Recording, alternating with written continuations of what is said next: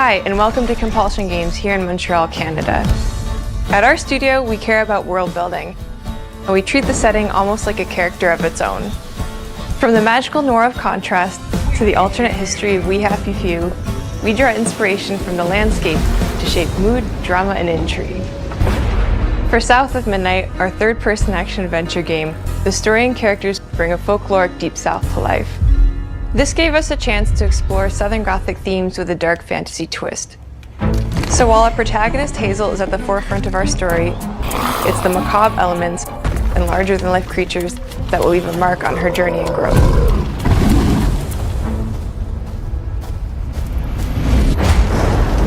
Whew. It is really picking up out there. Did you pack everything?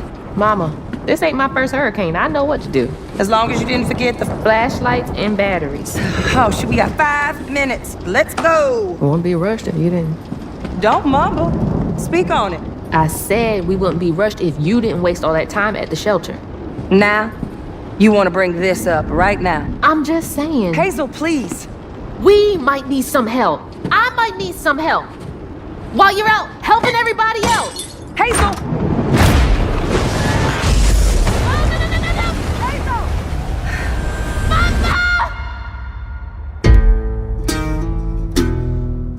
Hazel may start her journey as a typical 19-year-old, but disastrous events will push her into a darkly magical world where she'll learn who she really is and how to tap into weaving, an ancient magical power that redefines her trajectory in life. The land itself chooses Hazel as a weaver. Someone who can see beyond the surface and tap into a deeper reality, the grand tapestry. Weavers can see the fabric binding our world, connecting people, nature, and echoes of the past. Keep those hands to yourself. Hazel can perceive both the mystical strands and stigmas in the world. Through her newfound power, she reweaves these stigmas and mends the afflicted creatures she encounters. As Hazel discovers her power, the world gradually shifts into the surreal, revealing that creatures from the old folktales actually exist. You up here, my salvation.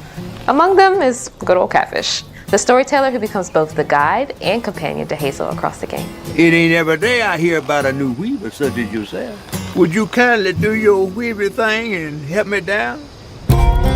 Meeting Catfish marks the true beginning of Hazel's journey. All of Hazel's arsenal and powers are designed around textile crafting and traditional spinning wheels. Her weapons include a spindle, 2 weaving hooks, and a distaff. Her magic abilities manifest with supernatural lace-like patterns, blending the traditional craft with mystical elements. Hazel engages with the world through a variety of movement abilities. Those abilities also help Hazel progress on her journey. As her journey unfolds, Hazel will master new weaving abilities, using them to traverse the world, conjure objects, and confront adversaries.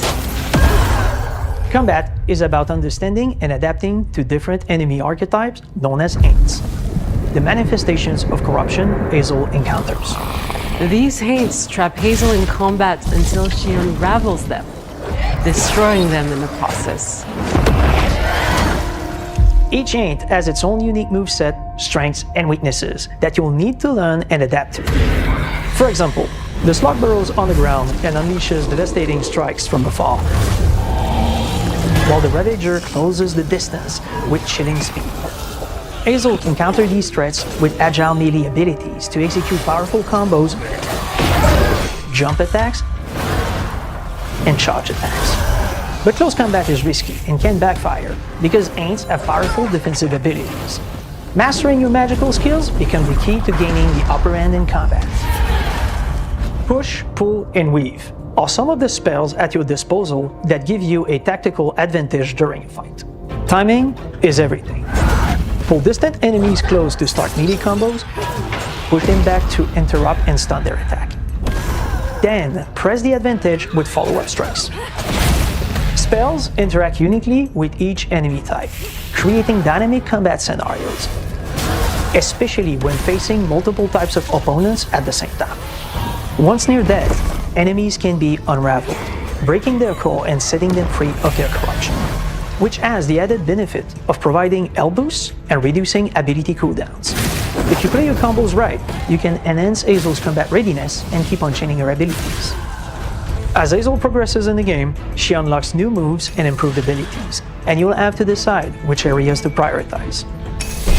The upgrades will change how you approach combat, like enhancing area of effect attacks, or refining push and pull skills to improve precision and make them feel more rewarding. The combat system is fast and responsive, built around chaining attacks, landing precise strikes, and unraveling enemies. You mind if I take a look around? You can see every place old Molly terrorized and more. Now for the low, low price of $1. In Hazel's search for her mother, you'll explore multiple regions, each ruled by a mythical creature with their own Southern Gothic history. You'll gradually uncover the backstories of these beings, once human or animal, who were transformed by tragedy, their secrets waiting to be discovered. As a weaver, Hazel heals these creatures by collecting fragments of haunted memories. We call these echoes, which reveal each creature's past. Hazel must experience these echoes before she can mend them. What kind of person would do that to someone? We design each region to reflect the creature that's been doomed to wander it. From the atmospheric environment to unique music themes composed for each one.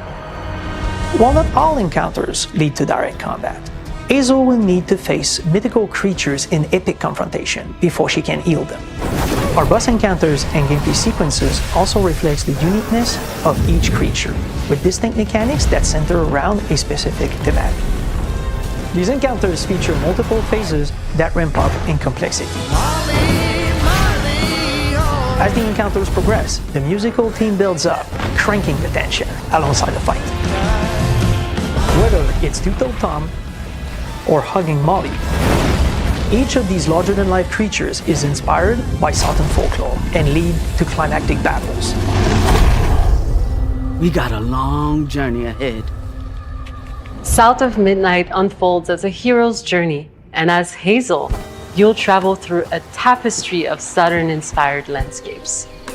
From abysmal swamps to flooded farmlands to the Appalachian peaks.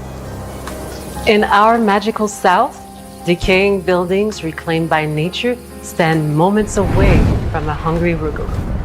And as Hazel delves deeper, reality bends ever more toward the fantastical. The history, landscape, and folklore of the American Deep South fill our world, and our team has infused the game with thoughtful details and environmental storytelling, like our bottle trees and haint blue porches, which are said to ward off evil spirits. The weight of the past emerges as central themes, which you can see through old abandoned buildings and businesses struggling to survive. As you explore, you'll meet locals who stayed behind even in the face of a hurricane. So I'm the last person left here. All those damn haints. This part of the river's filthy with them. Artistically, we're staying true to our moody compulsion signature style. But this time, we're using a handcrafted approach inspired by stop-motion animation, which allows our team to bring a distinct personality and tone into every prop and character.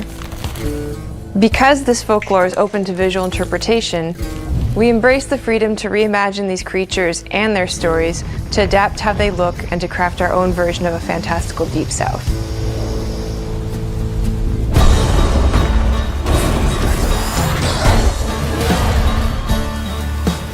At Compulsion Games, we love to craft around central themes. We are lucky to have talent across all our disciplines that collaborate to give South of Midnight such a unique personality. We hope you enjoyed this deep dive into South of Midnight. We're thrilled to announce that the game will launch on April 8th, and pre-orders are now available on Xbox and Steam.